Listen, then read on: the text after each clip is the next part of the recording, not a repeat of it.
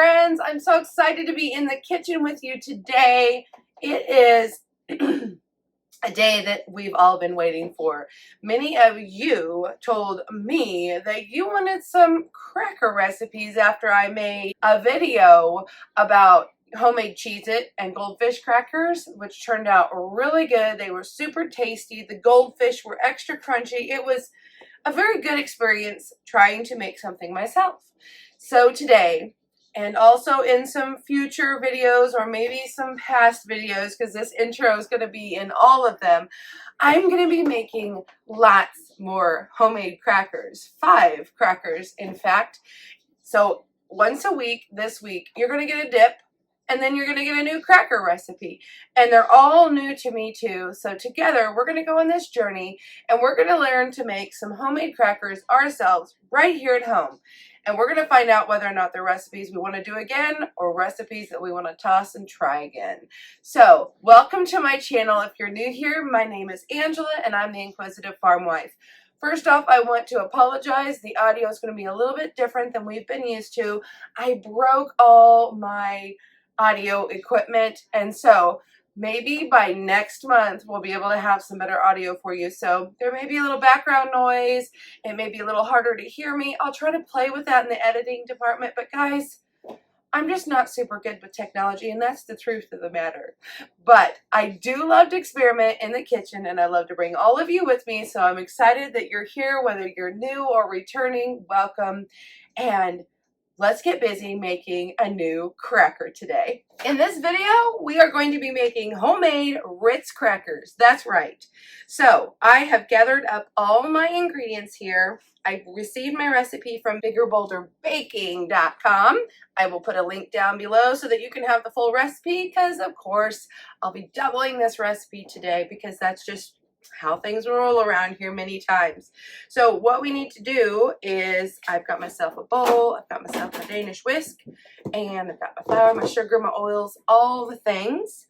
And we're just going to throw this together and we're going to have fun. First is our flour. A single batch will be 1 cup. And I don't get too precise with these measurements because they're made for cups. Sometimes I weigh them out in 2 grams, and sometimes I don't. Sometimes I level them off, sometimes I don't. I'm kind of a let's just get her done kind of cook. Like, you know, we just got to move on with the day. For a single batch, we need 1.5 teaspoons of baking powder. So if you didn't know, there's 3 teaspoons in a tablespoon. So 1.5 times 2 would be 1 tablespoon. If you don't have them, it's so nice. I have a little chart on my refrigerator that I had gifted to me years ago that kind of helps you with those conversions and things. So you might want to have something like that or print something out. They're kind of handy until you get to know what exactly those things mean, like how many ounces is in a cup and all that good stuff. So again, with the 1.5 teaspoons, we need some sugar. So I need a tablespoon of sugar. And then I'm going to need some salt, 1/4 teaspoon for a half batch. So today I'll be doing 1/2 teaspoon. And then of course you want to reserve and have some for the topping when we actually bake off the crackers. Something else you're going to need for when we bake off the crackers is an egg. So have that in the back of your mind, and some extra butter. So I'm just going to give this a quick stir just to make sure it's evenly distributed. You know, that baking powder, baking soda, whatever we use, the baking powder, yeah. You don't want a clump of that in one place before you start adding in the liquid stuff. So first we're going to start with the butter. This is cold butter straight from the refrigerator. And my trick, I use my hands a lot. I do have pastry cutters, but my trick to you is to start out, and I like to quarter the butter. You need, at this point in time, you need 3 tablespoons. I think you need another tablespoon later for the topping. So I just like to slice, I quarter it, and then I slice it really thinly. And then instead of using a pastry cutter, you can use 2 forks. I have actually found my hands work best. Clean hands in the kitchen. Y'all, I see you come at people. You haven't come at me so much, thankfully. Thank you, thank you. But you'll come at people saying, oh my gosh, your hands you know, blah, blah, blah. No, this is what you were given. This is what people used for centuries. You know what I mean? If you're not using clean hands in the kitchen, if you're not washing up in the beginning and all throughout, then you don't need to be cooking in the kitchen, you know? And you might notice that I do a few tablespoons worth, and then I stir it to kind of get the flour to coat it, because it doesn't take very long at all for the warmth of your fingers to kind of want to melt this butter, and that's not what we're wanting. We're wanting little tiny bits, like if you were making biscuits or something, pie crust, you know, think along those lines. And don't throw this away. Go ahead and save that, because you're going to be able to use that to butter your pans when you make your next casserole. Okay, next what I like to do, if you haven't seen me do it before, is I just kind of pick up a few pieces and then I start squeezing them between my fingers and thumbs, and I'm going to get tiny, less than pea-sized pieces. I mean, especially since we're making crackers, this has got to be tiny, tiny. This is where, if you want to use a pastry blender, it would work really well. Or if you have a food processor, that, especially if it has that plastic blade, I used to have one. I don't have an actual standalone food processor. Can you believe it? Of all the kitchen gadgets I do have, I don't have one of those.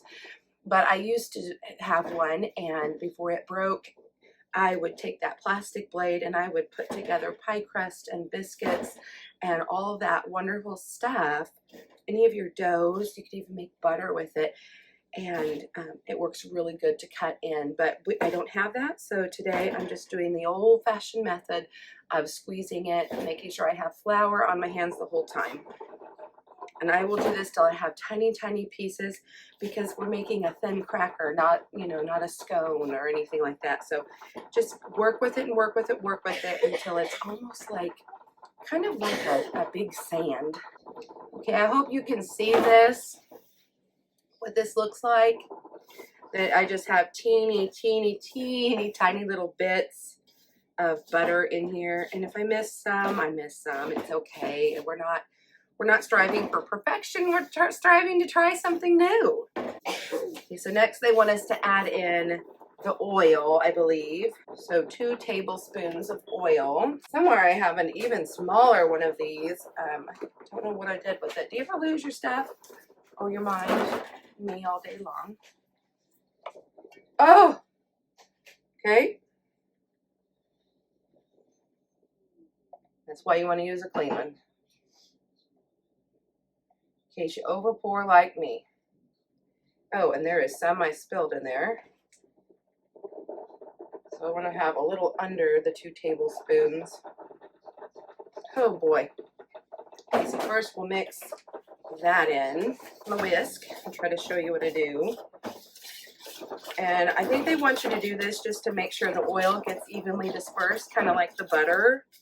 Because then the last thing we need to add is just the water. They said it will be a very sticky dough. I'm gonna move some of this out of the way, because I'm inevitably gonna make a mess, and we'll need a little room, because we're gonna wrap this and we're gonna chill it in the refrigerator for 1 hour up to 3 days. So if you're like me and you like to plan ahead and you're thinking, what can I get done today so that I have more time to do something else tomorrow, this is a good recipe for that, because it seems like it's pretty lenient on the chill time. So I'm not sure if this will get baked today, or if I'll be coming back and baking it maybe tomorrow or the next day. So we shall see how that goes.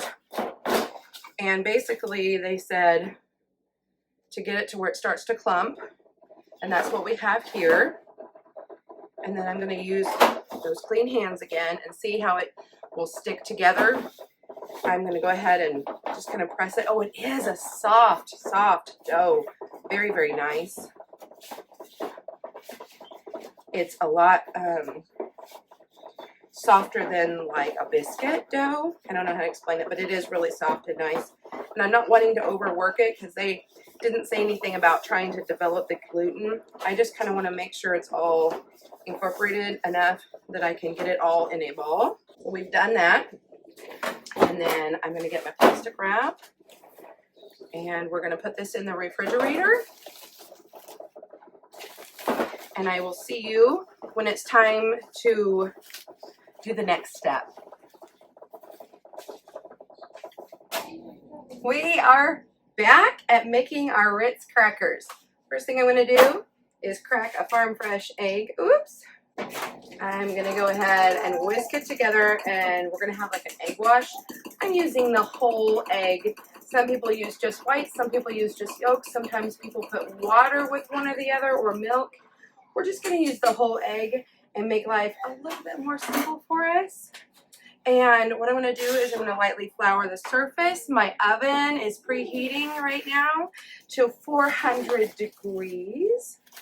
And I'm going to quarter the dough so it is easier to work with a smaller amount.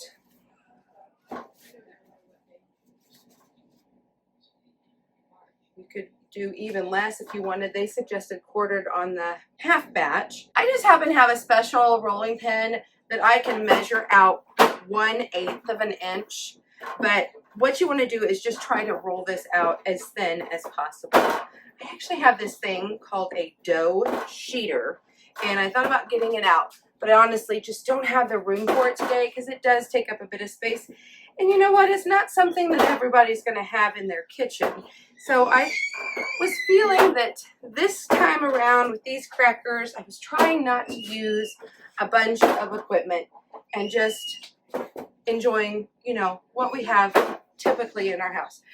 So I have this special little cutter. It's actually made for cookies, and I'm going to use it to cut out these Ritz cracker known shapes. I'm so excited to remember I had bought this actually, I think after Christmas, more than a decade ago, and I've never used it. I just opened the package.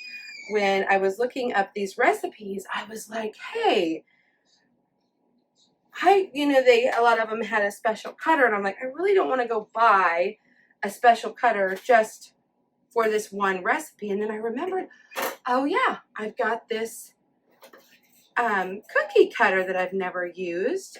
And so instead of having the part that cuts out in the middle, we're just going to leave it just like this. Finally get some use of this. And isn't this so cute? I mean, here, let me show you up close. I mean, it's the perfect shape. Look at those edges. Just screams Ritz. And I just have a half-size baking sheet, and I have used parchment only. I haven't sprayed it or anything. I find that parchment works really, really well. And you can just save this dough, roll it back out again, and keep cutting out just like you would for cookies. But for time's sake, I'm going to go ahead and do this next step just to show you so I can get to the next step. So what I want to do is I'm going to take a fork and I'm going to poke some holes in here 2 or 3 times. And then I'm going to take my egg wash and I'm going to put on top of each cracker. And then we'll sprinkle just a little bit of salt on top, and that egg wash will just not only make it look beautiful and that crispy brown crunch that we like, it also will help that salt adhere to it. So into the oven these are going to go, and the directions say 10 minutes. They also say they only do 1 sheet at a time. So I'm going to do this 6-minute flip, 6 minutes again, and I'm sure that's probably going to be closer to what it'll take for me. And then we're going to get some butter ready because we're going to brush these bad boys with some melted butter when they come out of the oven. We are here for the 6-minute flip. Oh my goodness, look how cute they are. They're so cute. They did flip up like the club crackers did. I got them thin. I did the 1/8 of an inch just the same. But they really are fluffing up. So I don't know. We might have some tweaking that we want to do for these crackers to figure out how we can get them a little thinner.